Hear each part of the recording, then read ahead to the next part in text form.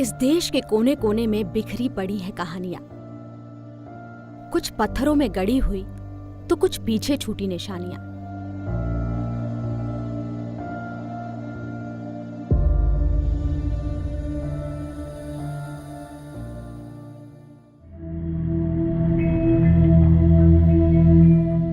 मध्य प्रदेश के शहर विदिशा से लगभग 10 किलोमीटर की दूरी पर एक छोटी सी पहाड़ी पर है उदयगिरी की गुफाएं। 5वीं शताब्दी ईसा पूर्व में इन सख्त चट्टानों को काटकर बनाई गई इतिहास की इस धरोहर को देखने आज हम यहाँ चले आए। नमस्कार, मैं हूँ प्रियंका और आज हम आपको ले आए हैं उदयगिरी की आर्कियोलॉजिकल साइट पर। यहाँ है हजारों साल पुरानी गुफाएं और इनमें है प्राचीन काल की मूर्तियां और मंदिर।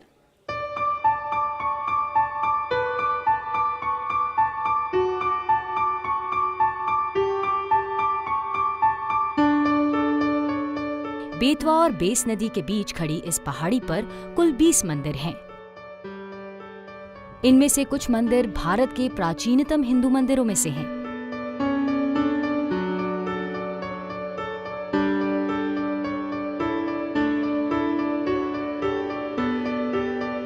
चौथी से छठी शताब्दी के बीच गुप्त काल में जब पत्थरों को काटकर इन गुफाओं को बनाया गया तो उन पर कुछ जानकारियां भी उकेर दी गई।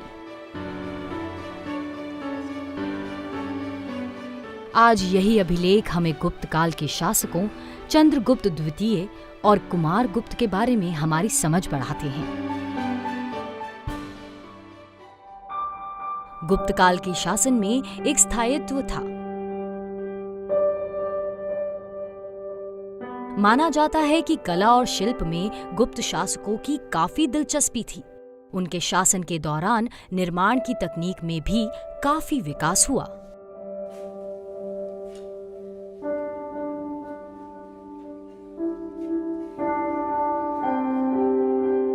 कहते हैं उदयगिरी को पहले नीचैगिरी के नाम से जाना जाता था। 10वीं शताब्दी में विदिशा जब धार के परमारों के अधिकार में आया तो राजा भोज के पौत्र उदयादित्य ने अपने नाम से इस जगह का नाम उदयगिरी रख दिया। लेकिन वक्त के साथ कुछ शताब्दियों पहले उदयगिरी की ये गुफाएं भुला दी गईं।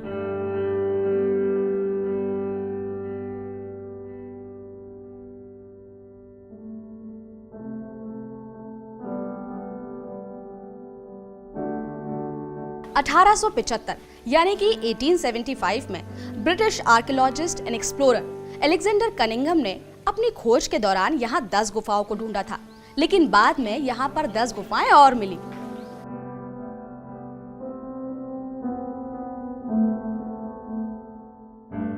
ये गुफाएं शिव, विष्णु और शक्ति की प्रतीक दुर्गा को समर्पित हैं। इनमें शिव और विष्णु का खास स्थान है। सिर्फ गुफा नंबर 20 में जैन मूर्ति स्थापित है। ये सभी मूर्तियां शिल्प और कला का शानदार नमूना है। उदयगिरी की 20 गुफाओं में सबसे लोकप्रिय गुफा नंबर 5 है। यहाँ पर विष्णु के अवतार वराह की करीब 12 फुट ऊंची मूर्ति है और इसमें भूदेवी यानी कि पृथ्वी की मुक्ति को दर्शाया गया है।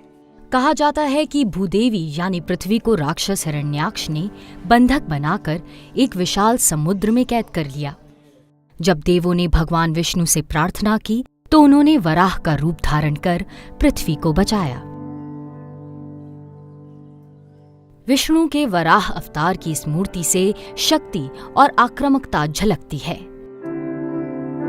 खास बात यह है कि इस मूर्ति पर लगाया गया ये लाल रंग हजारों साल बाद भी चमकदार नजर आता है।